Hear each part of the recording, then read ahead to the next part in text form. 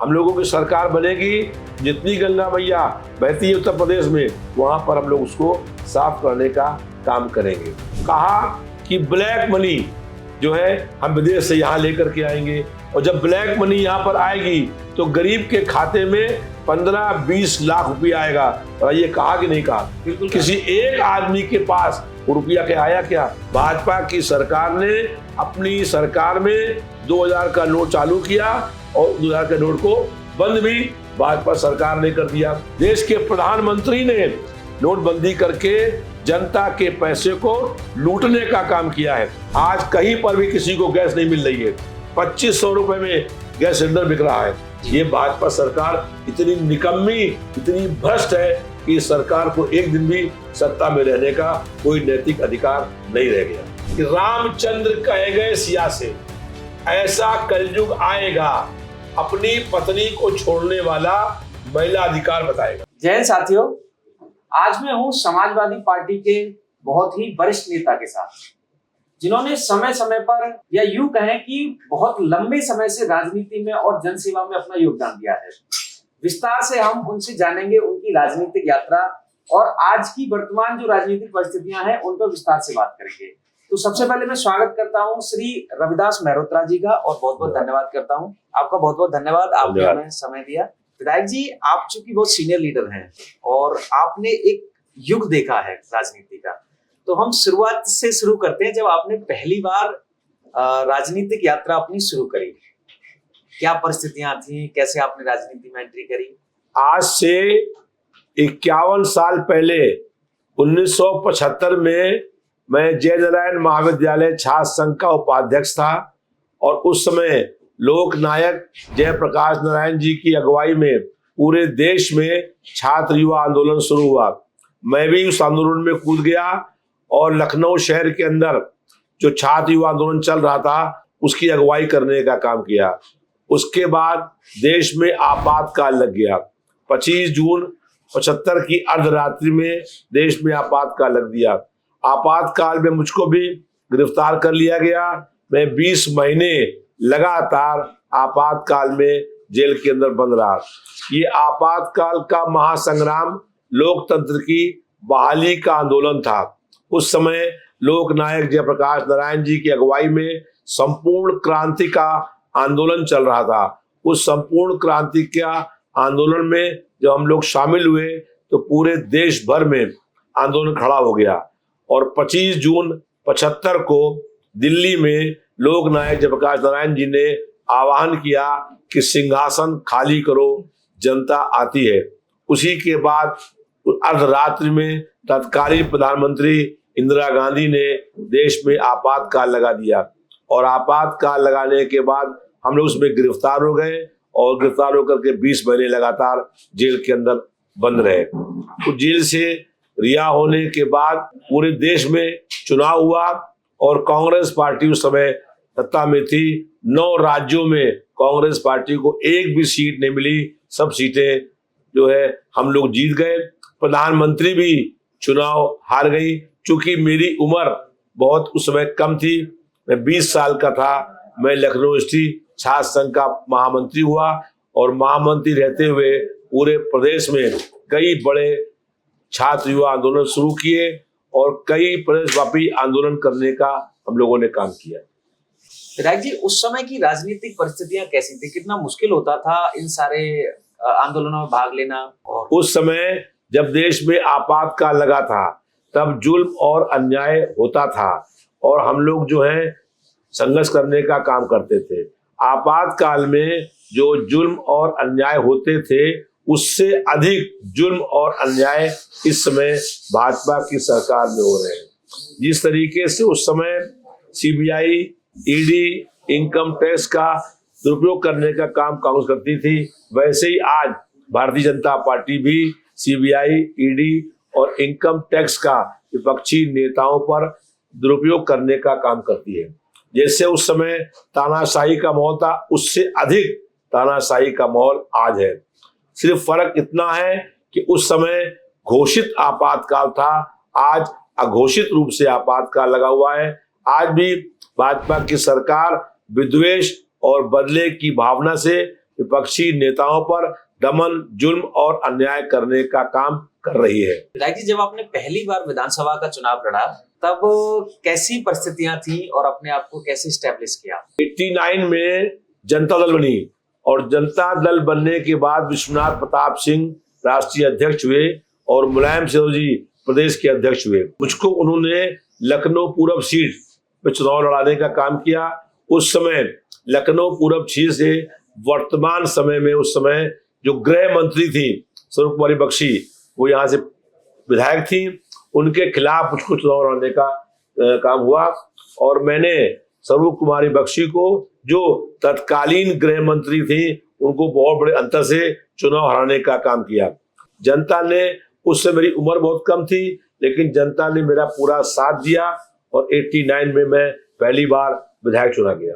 अच्छा, यहाँ से एक चीज समझ में आती है, आपने चूंकि अपने युवावस्था से राजनीति में एंट्री करी थी, तो आज के जो युवा हैं आपको देखते हैं जो राजनीति में प्रवेश करना चाहते हैं, तो उनके लिए क्या एक संदेश देना चाहेंगे आप? उस समय छात्र संघ के चुनाव हुआ करते थे और लखनऊ विश्वविद्यालय के छात्र संघ के हम महामंत्री थे। उस समय छात्र संघ के नेताओं का इतना वो था कि कोई भी सरकार हो उसे डरने का काम करती थी। तो छात्र युवा आंदोलन हम लोग करते थे और बड़ी संख्या में छात्र और नौजवान हम लोगों से जुड़ने का काम करते थे। हम आपसे इतना बताएं कि हम प्रदेश सरकार के मंत्री रहे, लेकिन मुझे आज भी ये कहने में गर्व होता है कि मैं लखनऊ शिक्षा संघ का महामंत्री रहा। महामंत्री रह करके हमने बहुत बड़े बड़े छात्र युवा आंदोलन करने का काम किया, लेकिन जो भाजपा की वर्तमान सरकार है, इसने छात्र संघ के चुनाव बैन कर दिए। अब छात्र संघ के चुनाव नहीं होते हैं, जिसके कारण से आज जो नए छात्र उभरते हैं वो नहीं उभर पा रहे हैं। लोकतंत्र की पहली सीढ़ी छात्र संघ का चुनाव होती थी और वहां से तेज तर्रार छात्र निकलते थे, लेकिन चुनाव बंद होने के कारण से अब विद्यार्थियों के बीच में कोई नेता नहीं रह गया है और ना सरकार को छात्रों के आंदोलन का डर रह गया है। पहले सरकार डरती थी। हम लोग अगर एक बार ऐलान करते थे कि प्रदर्शन होगा तो पूरी प्रदेश सरकार रह जाती थी। उन्हें मालूम होता था कि छात्र संघ ने आह्वान किया है तो कम से कम 10,000 नौजवान सड़कों पर निकल करके संघर्ष करने का काम करेंगे। आज वो हालात नहीं है, इसीलिए सरकार पर छात्रों का, युवकों का कोई अंकुश नहीं है और सरकार निरंकुश होने का काम कर रही है। विधायक जी, अब आप आते हैं 2012 में जब चुनाव लड़ा, आप विधायक बने, फिर उसके बाद आप मंत्री बने।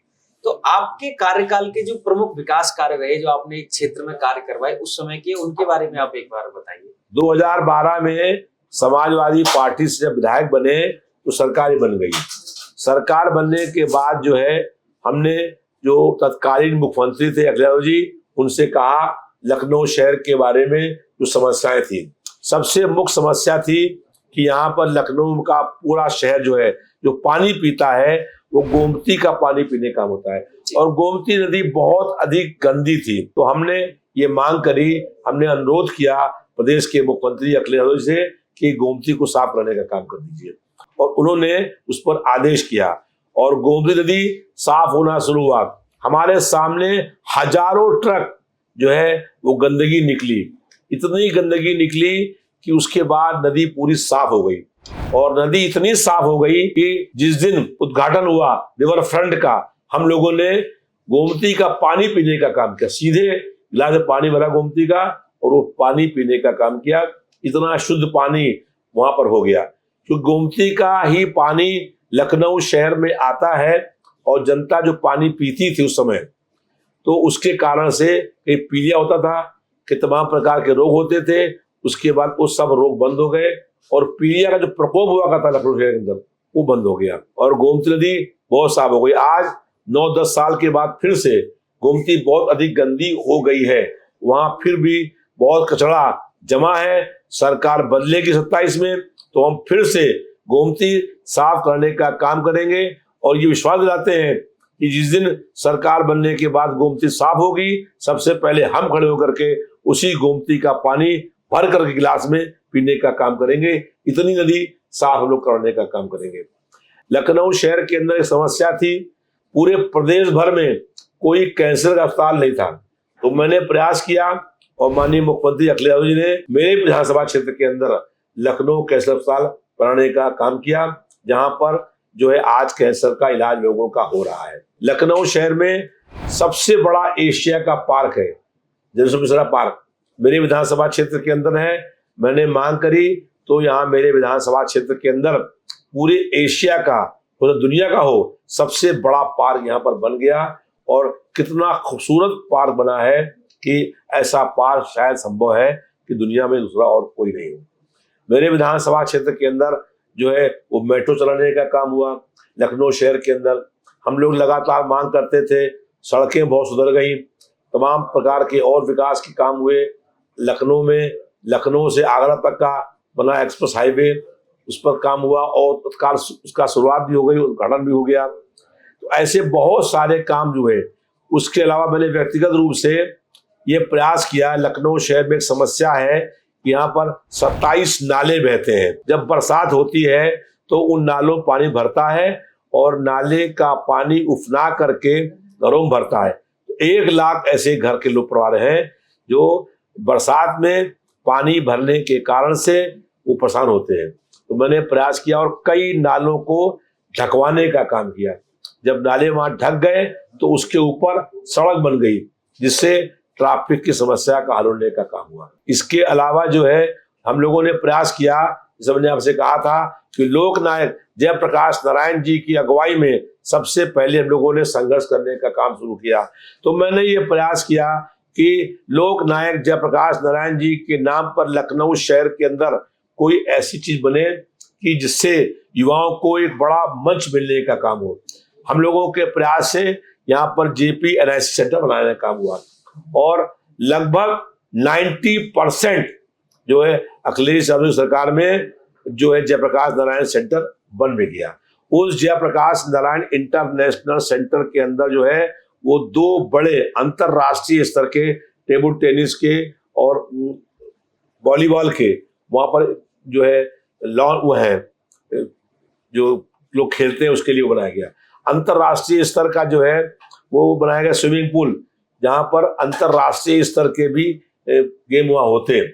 लेकिन सरकार ने 90% पूरे काम को भी 9 साल में पूरा नहीं कर पाई। जो काम हम लोगों ने 2-3 साल में कर दिया था 90%, वो काम जो है वो ये सरकार 10% बचा हुआ काम 10 साल में भी पूरा नहीं कर पाई। जेपी एनआईसी सेंटर में लोक नायक जयप्रकाश नारायण जी की मूर्ति लगी हुई है और उनकी मूर्ति पर माला पहनाने की छूट भी आज नहीं है। हम ये जनता से वादा करते हैं कि जिस दिन सरकार बदलेगी 2027 में कैबिनेट की पहली मीटिंग में जयप्रकाश नारायण सेंटर में फिर से वहां पर काम शुरू होगा और नौजवानों को एक अंतरराष्ट्रीय मंच मिलेगा और लखनऊ शहर की पूरी दुनिया में एक बड़ी पहचान बनेगी कि यहाँ पर जेपी एनआईसी सेंटर बना हुआ है। ये हम लोगों का प्रयास था। इसके अलावा हम लोगों ने ये प्रयास किया कि जो लखनऊ शहर के अंदर झुग्गी झोपड़ी बंद बस्तियां हैं, जो लोग वहां पर रहते हैं उन लोगों को वहीं पर मालिकाना हक दिया जाए। हम लोगों ने बहुत प्रयास किया, पहले मुलायम यादव जी ने और बाद में अखिलेश यादव जी ने, जो ऐसी बस्तियां थी उनको वहीं पर मालिकाना हक दिया।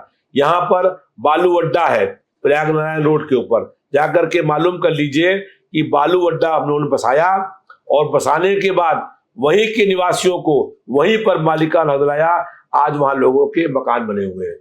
निषादगंज के पास रविदास नगर है, मैंने वहां के लोगों को बसाया। उसमें बसाने के बाद जो है जब वहां बड़ी आबादी हो गई तो उन लोगों ने नाम रखा रविदास नगर जी। और आज वहां पर कई बड़े मकान बने हुए हैं। जिन लोगों की झोपड़ियां थी उन लोगों को वहीं पर मकान बनाने के लिए भूमि का आवंटन कराया और मालिकाना हक दिलाया और उसके बाद लोगों ने अपने वहां पर मकान बनाने का काम किया। ऐसे ही नई बस्ती नबीउल्लाह रोड पर है, जो लोग वहां पर रहते हैं झोपड़ियां थी उन लोगों को वहीं पर मालिकाना हक दिलाने का काम किया। यानी कहने का मतलब ये है, हम लोगों का ये प्रयास है कि लखनऊ शहर के अंदर जितनी भी मलिन बस्तियां हैं, जितनी भी झुग्गी झोपड़ियां हैं, उन लोगों के स्थान पर उनको वहीं पर मालिकाना हक मिले और वो लोग अपनी भूमि पर मालिक हो और अपना मकान बनाने का काम करें। ये हम लोगों का प्रयास था। सबसे पहले हम लोगों ने फिर प्रयास किया कि लखनऊ शहर में ई रिक्शा चलाई जाए।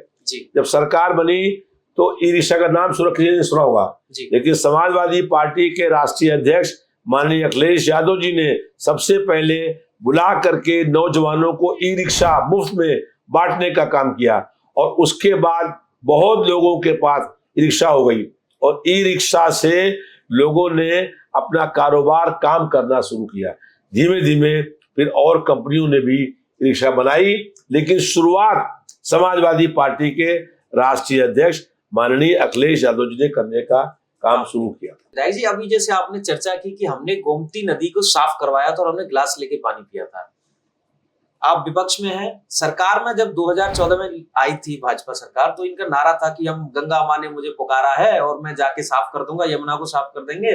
मतलब कि बहुत लंबे लंबे वादे किए गए, लेकिन आज भी गंगा और यमुना की हालत ऐसी है। भाजपा की सरकार ने 2014 में जनता से जो वादे किए थे, किसी वादे को पूरा करने का काम नहीं किया। प्रधानमंत्री जो है बनारस गए, तो जब नामांकन करने के लिए चुनाव लड़े बनारस से, तो कहा कि मैं यहाँ आया नहीं हूं, मुझे गंगा मैया ने बुलाया है। लेकिन आज 14-26 हो गया, 12 साल बीत गए, लेकिन गंगा मैया साफ नहीं हुई। और हमारा गंगा माँ का पानी इतना साफ आता है कि लोग गंगा जी का पानी घर में रख लें तो 10 साल तक, 20 साल तक, 50 साल तक वो पानी खराब नहीं होगा। लेकिन गंगा नदी में खड़े होकर के वहां पर देश के प्रधानमंत्री एक गिलास पानी नहीं पी सकते हैं। आज गंगा नदी साफ नहीं हुई है। गंगा नदी साफ कराने के नाम पर भाजपा की सरकार ने जनता के पैसे में लूट करने का काम किया है। हजारों करोड़ रुपया खर्च कर दिया गया, लेकिन गंगा जी साफ नहीं हुई। हम लोगों की सरकार बनेगी, जितनी गंगा मैया बहती है उत्तर प्रदेश में, वहां पर हम लोग उसको साफ करने का काम करेंगे। जब 14 में चुनाव हो रहे थे तो भाजपा ने कहा कि 2 करोड़ लोगों को हर साल नौकरी देंगे। बताइए, नौकरी दी कहीं है? नहीं। लेकिन अगर नौकरी दी होती तो 12 साल में 24 करोड़ नौजवानों को नौकरी मिल गई होती। लेकिन भाजपा सरकार ने झूठ बोलने का काम किया। कहा कि ब्लैक मनी जो है हम विदेश से यहाँ लेकर के आएंगे, और जब ब्लैक मनी यहाँ पर आएगी तो गरीब के खाते में 15-20 लाख रुपया आएगा। ये कहा कि नहीं कहा? किसी एक आदमी के पास वो रुपया क्या आया? क्या ब्लैक मनी कहीं आई क्या? लेकिन ब्लैक मनी इस देश में आई नहीं, और किसी गरीब के खाते में 15-20 लाख रुपया भी नहीं आया।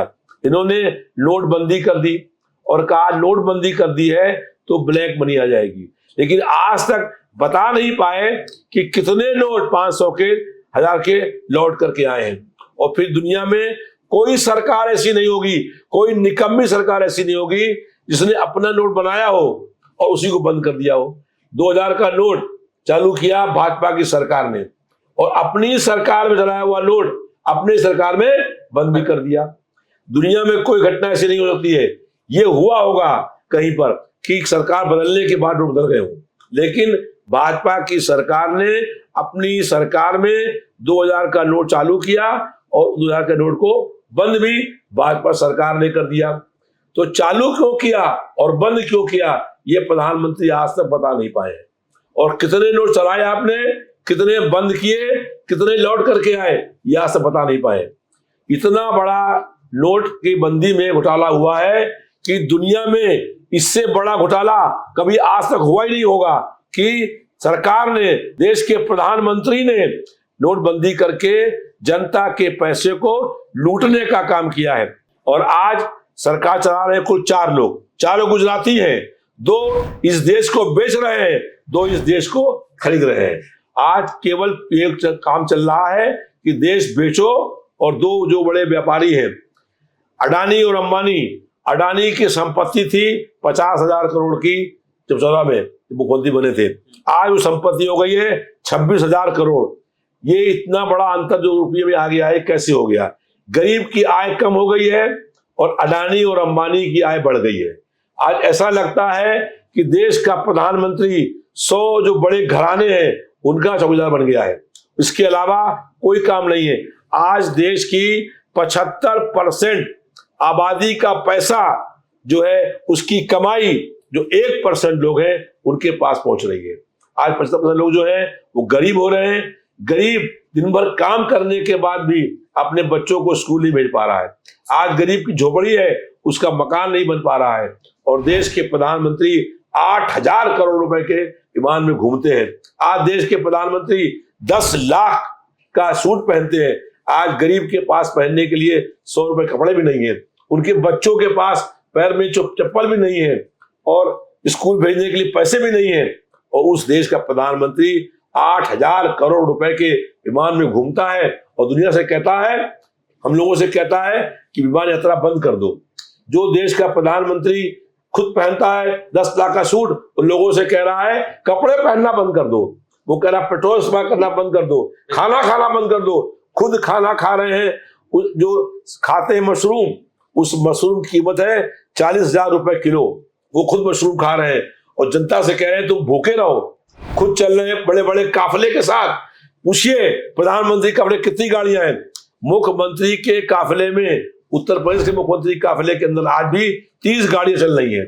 और हम लोगों से कहते हैं कि गाड़ियों का इस्तेमाल करना बंद करो। लाल बहादुर शास्त्री देश के प्रधानमंत्री थे।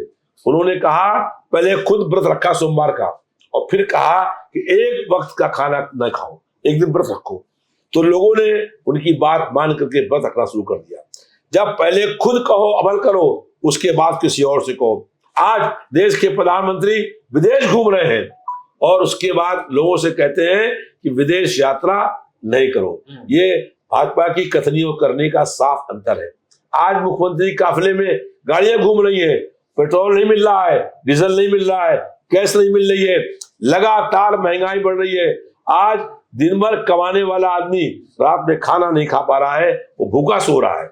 और आज लगातार महंगाई बढ़ रही है। जब दाम बढ़ते हैं पेट्रोल के, जब दाम बढ़ते हैं डीजल के, तो महंगाई बढ़ती है। जितना भी सामान यहाँ पर आ रहा है भाड़े से, उस सब में वृद्धि हो गई है।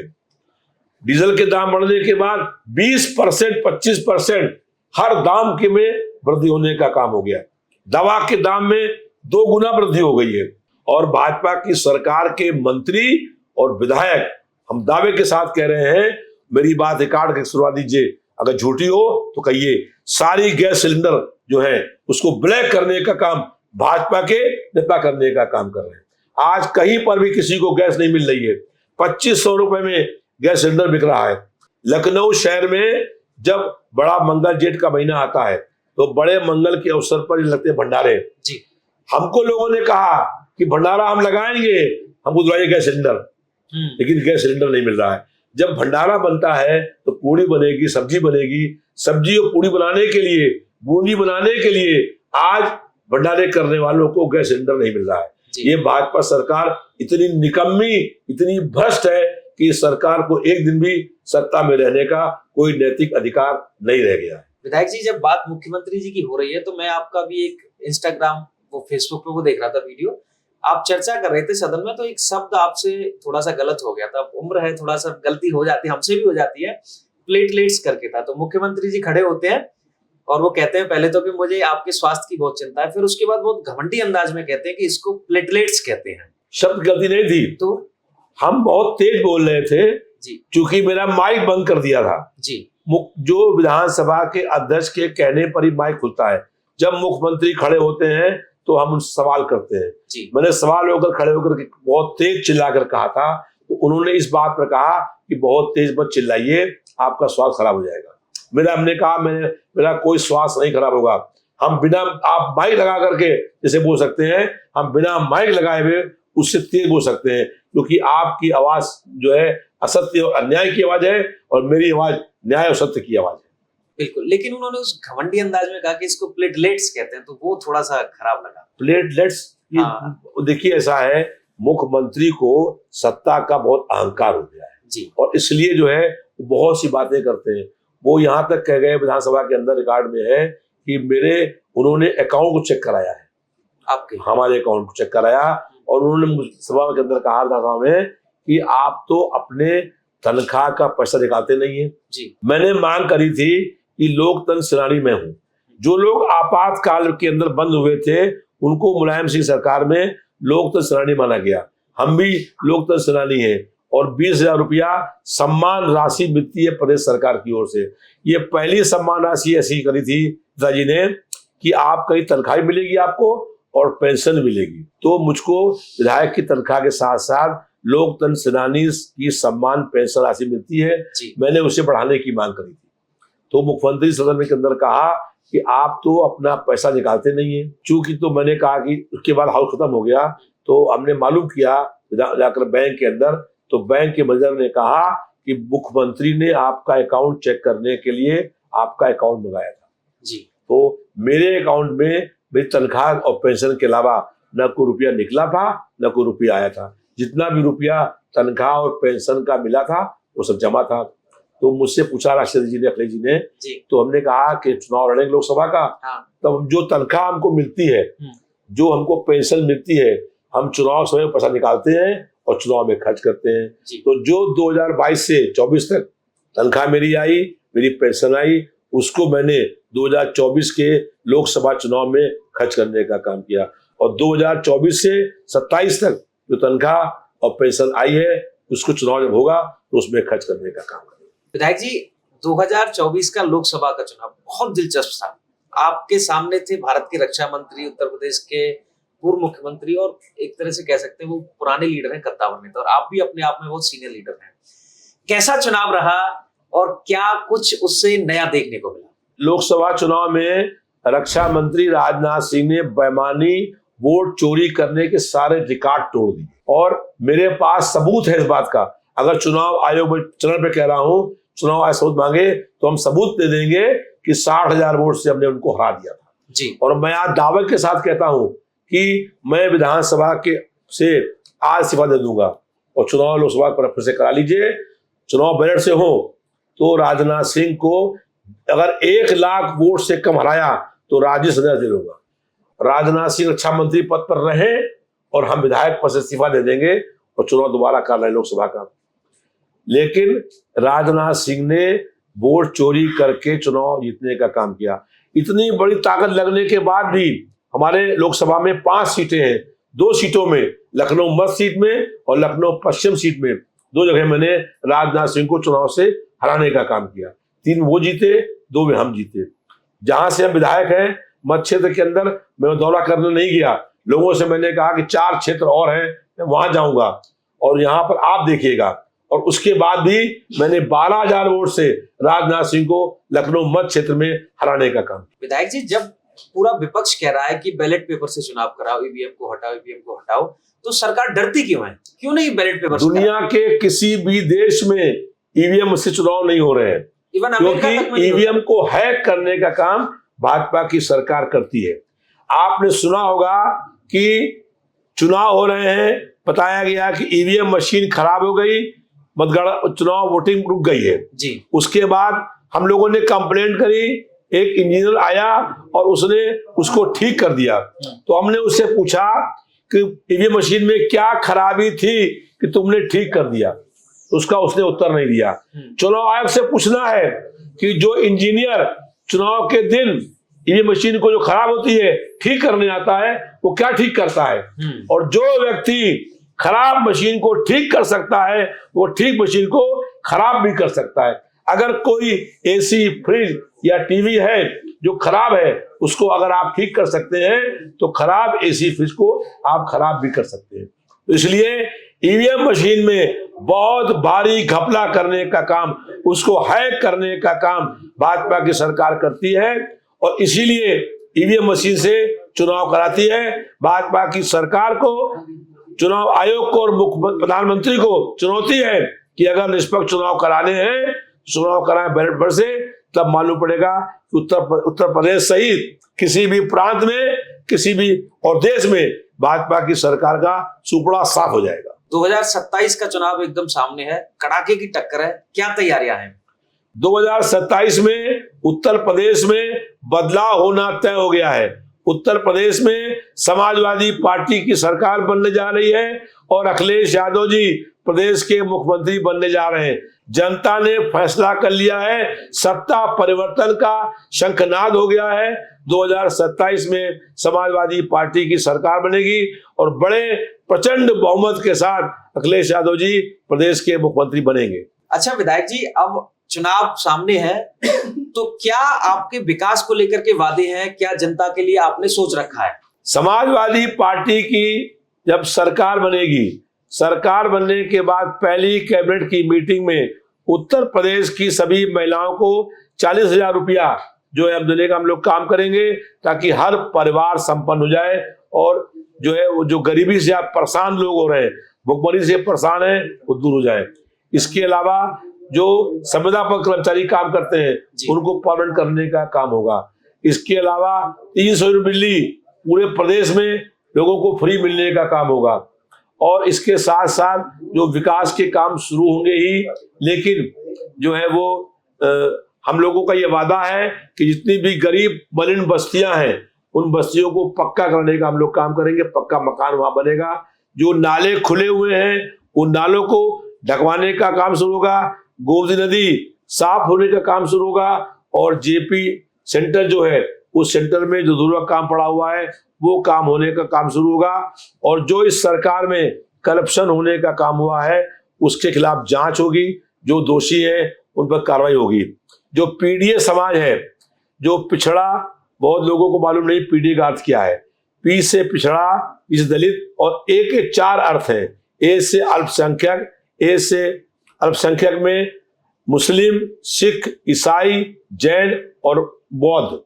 उसके अलावा एक अर्थ है आधी आबादी महिलाओं की, एक अर्थ है अगड़ी जाति के गरीब और कमजोर लोग, एक अर्थ है आदिवासी। जब तक पीडीए समाज को उनका हक, अधिकार, न्याय और सम्मान नहीं मिलेगा तब तक हमारा संघर्ष जारी रहेगा। और सरकार बनने के बाद पीडीए समाज को उनका हक, अधिकार, न्याय और सम्मान मिलने का काम होगा। उत्तर प्रदेश में आज कोई बहन और बेटी सुरक्षित नहीं है। आज उत्तर प्रदेश में गुंडा माफिया जंगल राज कायम हो गया है। आज लगातार बहनों का अपहरण हो रहा है, अपहरण कर बलात्कार हो रहा है, बलात्कार कर उनकी हत्या होने का काम हो रहा है और हत्या होने के बाद भी सजा नहीं हो रही है। पूरे प्रदेश में जो है भाजपा की सरकार में 9 साल में जो है 1% भी अपराधियों को सजा नहीं हुई है। प्रदेश के अंदर नफरत बढ़ाने का काम हो रहा है। केवल भाजपा सरकार का एक काम है हिंदू मुस्लिम करना, झगड़ा कराना, हिंसा करना, नफरत बनाना, लोगों के दिलों को तोड़ना, सांप्रदायिक तनाव पैदा करना, सांप्रदायिक हिंसा का काम करना। हम लोग मोहब्बत का पैगाम फैलाएंगे, हिंदू मुस्लिम एकता कायम करने का काम करेंगे, लोगों के दिलों को जोड़ने का काम करेंगे और जो है आपसी भाईचारा बढ़ाने का काम करेंगे। और उत्तर प्रदेश में खुशहाली आएगी, सर्वोत्तम उत्तर प्रदेश बनेगा। उत्तर प्रदेश का नाम दुनिया में पूरा से ऊपर होगा। उत्तर प्रदेश में समाजवादी सरकार है और उत्तर प्रदेश लोगों को उनका हक, अधिकार, न्याय और सम्मान मिलने का काम होगा। आज स्वास्थ्य सेवाएं ध्वस्त हो गई हैं। आज बिना दवा, इलाज और जांच के कारण से लोगों की मौत हो रही है। आज अस्पतालों के अंदर न दवा है न उसका इलाज हो रहा है। हम लोगों की सरकार थी, हम मंत्री थे, सारी दवा और इलाज फ्री होता था। और जो सीएमओ हैं और सीएमएस थे उनको ये अधिकार था कि वो लोकल परचेज करने का काम करते थे। आप मालूम कर लीजिए कि लोकल परचेज बंद हो गया है। अब जो है मेडिकल सप्लाई कारपोरेशन है वो दवाएं खरीदता है और वो दवाएं खरीदता है। मेडिकल सप्लाई कारपोरेशन में एक भी डॉक्टर नहीं है और दवा खरीदने का काम वो लोग कर रहे हैं। तो हम लोगों की सरकार में जो होते थे स्वास्थ्य विभाग के डीजी, वो जो है खरीदते थे डायरेक्टर जनरल, और आज सरकार में मेडिकल सप्लाई कारपोरेशन दवाएं खरीदने का काम कर रहा है। इसलिए जिन दवाओं की आवश्यकता नहीं है वो दवाएं खरीदी जा रही है और इसी कारण कई करोड़ की दवाएं मेडिकल सप्लाई कारपोरेशन के ट्रांसपोर्ट नगर के गोदाम पकड़ी गई, जिनकी एक्सपायरी डेट निकल गई थी और उसके बाद कोई भी कार्रवाई नहीं हुई। केवल चलता है बुलडोजर गरीब की झोपड़ी में, कच्चे मकान में परेशान करने के लिए। लेकिन जिन लोगों ने मेडिकल सप्लाई कारपोरेशन की दवाएं खरीदी और वो दवाएं हो गई एक्सपायरी डेट की, जनता का पैसे में लूट हो गई, उन पर कोई भी कार्रवाई करने का काम नहीं। आज प्रदेश के स्वास्थ्य मंत्री खुद ही दवाओं की खरीद फरोख्त में घपला करने का काम कर रहे हैं। घटिया किस्म की दवा खरीदी जा रही है, जो बहुत छोटी कंपनियां हैं उनसे दवा खरीदने का हो रहा है। हम लोग सरकार आएगी, जो ब्रांडेड बड़ी कंपनियां स्वास्थ्य विभाग की हैं उनसे दवा खरीदने का काम होगा, और दवा इलाज के अभाव में किसी की मौत नहीं होगी। भाजपा की सरकार में लोगों ने एड़ियां रगड़ रगड़ करके ऑक्सीजन न मिलने के कारण लोगों की मौत हुई है। हमारा आपके माध्यम से दावा है, तो सपा की सरकार बनेगी तो ऑक्सीजन की कमी के कारण किसी एक आदमी की पूरे प्रदेश में कभी भी मौत नहीं होगी। लेकिन भाजपा की सरकार में हजारों लोग मर गए कि उनको ऑक्सीजन नहीं मिली। हम लोग देख रहे थे कि वो एड़ियां रगड़ रहे हैं, लेकिन उनको ऑक्सीजन नहीं मिल रही है, उन लोगों की मौत हो गई। मुझे विश्वास है कि जिन लोगों ने कोरोना काल में बिना ऑक्सीजन के लोगों की मौत देखी होगी, वो कभी भी भारतीय जनता पार्टी को वोट नहीं दे सकते हैं। विधायक जी, अब माननीय राष्ट्रीय अध्यक्ष जी अपने अखिलेश यादव जी कौन सा फॉर्मूला अपनाएंगे टिकट बंटवारे को लेकर के पूरे उत्तर प्रदेश में? देखिए, उन्होंने सर्वे कराने का काम शुरू किया है। जनता से पूछ करके जनता की राय पर प्रत्याशी खड़े होंगे। जो जनता के बीच में रहता होगा हर वक्त, जो जनता के मुद्दों को लेकर संघर्ष करता होगा, जिसने संघर्ष किया है, जो पार्टी के प्रति वफादार है, उनको टिकट मिलने का काम होगा। और जो भाजपा को हरा पा रहा होगा, भारतीय जनता पार्टी को जो हराना सक्षम होगा, उसको टिकट मिलेगा। इस बार टिकट अच्छे लोगों को मिलेगा और उत्तर प्रदेश के अंदर सपा की सरकार बनने जा रही है। अखिलेश यादव जी प्रदेश के मुख्यमंत्री बनने जा रहे हैं। विधायक जी, इस बार कुछ नए चेहरों या युवाओं को मौका देगी इस पार्टी? जिस रूप से पीडीए समाज को और नौजवान लोगों को इस बार मौका मिलेगा, और बड़ी संख्या में पीडीए समाज के और नौजवान लोग जो है चुनाव लड़ेंगे, वो जीतेंगे। भारतीय जनता पार्टी को हराने के लिए आज पिछड़े, दलित, अल्पसंख्यक, आदिवासी, महिलाएं और अगड़ी जाति के गरीब लोग और खास तौर के ब्राह्मण समाज के लोग जो हैं वो साथ में आ गए हैं, क्योंकि उत्तर प्रदेश में लगातार भाजपा की सरकार ब्राह्मणों का अपमान करने का काम कर रही है, और शंकराचार्य जी हैं उनका अपमान करने का काम कर रही है। और इसीलिए शंकराचार्य जी ने धर्म युद्ध का ऐलान किया है। उन्होंने कहा है कि उत्तर प्रदेश में सबसे अधिक गाय कटने का काम हो रहा है, सबसे अधिक गाय के मांस का एक्सपोर्ट उत्तर प्रदेश में हो रहा है। उस मुख्यमंत्री को एक दिन भी सत्ता में रहने का अधिकार नहीं है, जिसके राज्य में पहनता हो गेरुआ बस, और इसके राज्य में सबसे अधिक गाय कटती है और सबसे अधिक गाय के मांस का एक्सपोर्ट हो रहा है। और शंकराचार्य जी गाय को राष्ट्र माता घोषित करने की मांग कर रहे हैं। उनकी मांग पर जो है भाजपा की सरकार कोई भी मांग पूरी करने का काम नहीं कर रही है। इसलिए शंकराचार्य जी लगातार संघर्ष करने का काम कर रहे हैं। शंकराचार्य जी के इस धर्म युद्ध में हम लोग उनके साथ हैं, और जब तक उनकी लड़ाई लड़ी जाएगी तब तक हम लोग उनके साथ रहेंगे। उन्होंने भारतीय जनता पार्टी सरकार की पूरी पोल खोलने का काम किया है कि जिस तरीके से, जिस वेशभूषा में रावण ने सीता माता का अपहरण किया था, वही वेशभूषा आज मुख्यमंत्री धारण करके गायों की हत्या करवाने का काम कर रहे हैं। विधायक जी, एक आखिरी प्रश्न और है मेरा। इस बार समाजवादी पार्टी अकेले चुनाव लड़ेगी या गठबंधन में अन्य पार्टियों के साथ में चुनाव लड़ेगी? समाजवादी पार्टी अकेले ही उत्तर प्रदेश में सरकार बनाने में सक्षम है, लेकिन उसके बाद भी हम गैर भाजपाई वोटों के बंटवारे को रोकने के लिए कांग्रेस पार्टी से गठबंधन कर सकते हैं। लेकिन शर्त यह है कि इंडिया गठबंधन की अगुवाई समाजवादी पार्टी के राष्ट्रीय अध्यक्ष माननीय अखिलेश यादव जी करेंगे, तभी जो है गठबंधन होगा। और अखिलेश यादव जी की अगुवाई में जब उत्तर प्रदेश में चुनाव होंगे तो बड़े बहुमत के साथ सरकार बनने का काम होगा। विधायक जी, पंचायत चुनाव को लेकर के अनिश्चितता बनी हुई है, सरकार की मंशा क्या है, चुनाव कराने या नहीं? ग्राम पंचायत और जिला पंचायत चुनाव के 5 साल पूरे हो गए हैं। आज लखनऊ शहर में प्रदेश के हजारों प्रधान यहाँ इकट्ठा हुए हैं और वो चुनाव कराने की मांग कर रहे हैं, लेकिन भाजपा की सरकार की चुनाव कराने की हिम्मत नहीं है, क्योंकि उनको मालूम है कि ग्राम पंचायत और जिला पंचायत में भारतीय जनता पार्टी बुरी तरह हारेगी। अगर चुनाव पहले करा लें तो विधानसभा का चुनाव जो होने वाला है 27 में, उसमें भारतीय जनता पार्टी 2 का आंकड़ा भी पूरा नहीं कर पाएगी। वो 10 सीटें प्राप्त नहीं कर पाएगी अगर चुनाव जिला पंचायत की पहले करा दो। उत्तर प्रदेश में भाजपा खिलाफ जबरदस्त आक्रोश व्याप्त है, इसीलिए भारतीय जनता पार्टी की सरकार जिला पंचायत के चुनाव नहीं करा रही है। और आज जो ग्राम प्रधान यहाँ पर आए हैं मांग करने के लिए, हमारी मांग है कि जो प्रधान है उनका कार्यकाल बढ़ाया जाए। जब तक चुनाव नहीं होते हैं तब तक ग्राम प्रधान का कार्यकाल और जिला पंचायत कार्यकाल बढ़ाया जाए, वहां पर अधिकारी नियुक्त ना हो। भाजपा की सरकार ग्राम प्रधानों को हटा करके वहां अधिकारियों की नियुक्त करके घबरा करना चाहती है। जिला पंचायत में भी जो अधिकारी हैं वो वहां पर काबिज हो जाएंगे और इस माध्यम से भाजपा की सरकार बजट के पैसे में लूट करने का काम करने के लिए प्रधानों का कार्यकाल नहीं बढ़ा रही। युवा पढ़ लिख के तैयारी कर रहे हैं लेकिन लगातार पेपर लीक हो रहे हैं और अभी जस्ट मामला है नीट के पेपर का। अभी नीट की परीक्षा हुई, 22 लाख छात्रों ने परीक्षा में परीक्षा दी। परीक्षा के बाद पेपर लीक आउट हो गया। पेपर लीक आउट होने के बाद परीक्षाएं निरस्त हो गई। भाजपा की सरकार युवाओं के भविष्य के साथ लगातार खिलवाड़ करने का काम कर रही है। भाजपा की सरकार युवाओं को ठगने का काम कर रही है।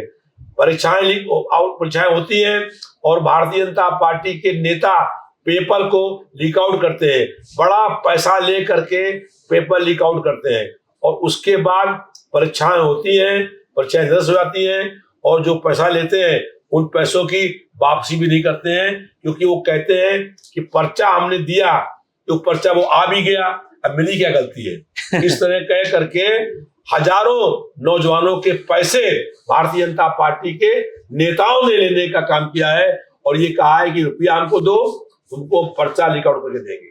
नौजवान समझता है कि नीट में उनको पर्चा लीक आउट हो जाएगा, हम डॉक्टर बन जाएंगे। तो डॉक्टर बनने के लिए नीट की परीक्षा में 25-25 लाख रुपए तक भाजपा ने लेने का काम किया है और परीक्षाएं हुई, पेपर लीक आउट हो गया, परीक्षाएं निरस्त हो गई, पैसा उनका उन लोगों भाजपा के लोगों ने रख लिया। और ऐसे ही 9 सालों लगातार चल रहा है। कोई परीक्षा ऐसी नहीं है जिसका पेपर लीक आउट नहीं हुआ हो, कोई परीक्षा ऐसी नहीं है इसको एक बार निरस्त ना करना पड़ा हो। इसलिए भाजपा की सरकार ने नौजवानों के साथ ठगी करने का काम किया है, नौजवानों को धोखा देने का काम किया है, उनके भविष्य के साथ खिलवाड़ करने का काम किया है, एक प्रकार से डकैती डालने का काम किया है। नौजवान कभी भी भाजपा को 27 में माफ नहीं करेगा और नौजवान 2027 में भाजपा सरकार को हटाने का काम करेगा। विधायक जी, देश में एक माहौल बनाया गया था ध्रुवीकरण का, बंटवारे का, हिंदू मुस्लिम की लड़ाई का, उसके बेस पर ये कुछ चुनाव जीत गए लगातार। क्या आपको लगता है कि अभी जो 2027 का चुनाव होने वाला है उसमें धर्म की राजनीति करके चुनाव जीत सकते हैं? भाजपा ने कई बार प्रयास किया कि ध्रुवीकरण करके हिंदू मुस्लिम करके चुनाव जीत लें और जीत भी लिया, लेकिन अब जनता जान गई है, अब जनता भारतीय जनता पार्टी के बहकावे में आने वाले नहीं है, क्योंकि उन्हें मालूम हो गया है कि भाजपा जनता के मुख्य मुद्दों से जनता का ध्यान बांटने के लिए अनर्गल मुद्दे खड़े करके जनता को बांट करके और चुनाव जीतने का काम करती है। इसलिए अब जनता अपने मुद्दों पर, महंगाई, बेरोजगारी, भ्रष्टाचार, विकास, स्वास्थ्य सेवाएं, इन मुद्दों पर वोट देने का काम करेगी। और अगर भाजपा की सरकार ने, प्रदेश सरकार ने काम किया है तो काम के नाम पर वोट क्यों नहीं मांगते हैं। हम लोगों ने काम के नाम वोट मांगने का काम किया था, लेकिन भाजपा की सरकार की हिम्मत नहीं है क्योंकि काम के नाम वोट मांगे। अगर काम के नाम पर वोट मांगेंगे तो भारतीय जनता पार्टी का एक भी विधायक चुनाव जीत नहीं पाएगा। बिल्कुल, आपका कहने का तात्पर्य है कि अगर हिंदू मुस्लिम का मुद्दा हटा दे भाजपा तो चुनाव नहीं जीत पाएगी, एक भी सीट नहीं जीत पाएगी। पूरे प्रदेश भर के अंदर कहीं पर अगर काम के नाम पर वोट मांगने की बात हो तो भारतीय जनता पार्टी की बुरी हार होगी और समाजवादी पार्टी की प्रचंड बहुमत के साथ सरकार बनेगी और अखिलेश यादव जी बहुत बड़े बहुमत के साथ प्रदेश के मुख्यमंत्री बनने जा रहे हैं। विधायक जी, महिला आरक्षण की अभी चर्चा बहुत तेज है, संसद से लेकर के यहाँ सदन तक बहुत सारी चर्चाएं चल रही हैं। तो वास्तव में महिला आरक्षण को लेकर के आपके क्या विचार? 22 सितंबर 2023 को राज्यसभा और लोकसभा में महिला आरक्षण बिल पास हो गया था, लेकिन 16 अप्रैल 2026 तक भारतीय जनता पार्टी की सरकार ने महिलाओं को आरक्षण के लिए कोई भी अधिकार देने का काम नहीं किया। 23 से लेकर के 26 तक पास होने के बाद भी भाजपा सरकार ने महिलाओं को उनका हक, अधिकार न्याय और सम्मान नहीं दिया। आपको मालूम है उत्तर प्रदेश में ग्राम पंचायत, जिला पंचायत, नगर निगम, नगर पालिका सब में महिलाओं का आरक्षण है। कई जगहों के ऊपर दलित जात की बेटी वहां पर जो है प्रधान है। कई जगहों के ऊपर पिछड़ी जाति के बहनें हमारी जो है जिला पंचायत की अध्यक्ष है। कई जगहों के ऊपर महिलाएं मेयर हैं। तो ये समाजवादी पार्टी के राष्ट्रीय अध्यक्ष रहे, संस्थापक, और उस समय प्रदेश के मुख्यमंत्री रहे मुलायम सिंह जी ने करने का काम किया था। और जब मुलायम सिंह जी ने ये बिल विधानसभा में लाया था तो भारतीय जनता पार्टी इसका विरोध करने का काम कर रही थी। आज जो उत्तर प्रदेश में आरक्षण लागू है वो धरती पुत्र नेताजी मुलायम सिंह जी की देन है। इनके कारण से महिलाओं को उनका हक मिला है। आज बड़ी जगहों के ऊपर जिला पंचायत की अध्यक्ष महिलाएं हैं जो लाल बत्ती गाड़ी में घूमती हैं। ये मुलायम सिंह का देन है। और उस समय भी जब बिल पास हो रहा था तो भारतीय जनता पार्टी जो है महिला बिल का विरोध करने का काम कर रही थी। भारतीय जनता पार्टी हमेशा महिलाओं के हक अधिकार को छीनने का काम करती है, उनको उनका हक न मिले ये प्रयास करती है। एक कवि की 2 लाइनें हैं, एक बात खत्म करूंगा जी। कि रामचंद्र कहे गए सिया से, ऐसा कलयुग आएगा, अपनी पत्नी को छोड़ने वाला महिला अधिकार बताएगा।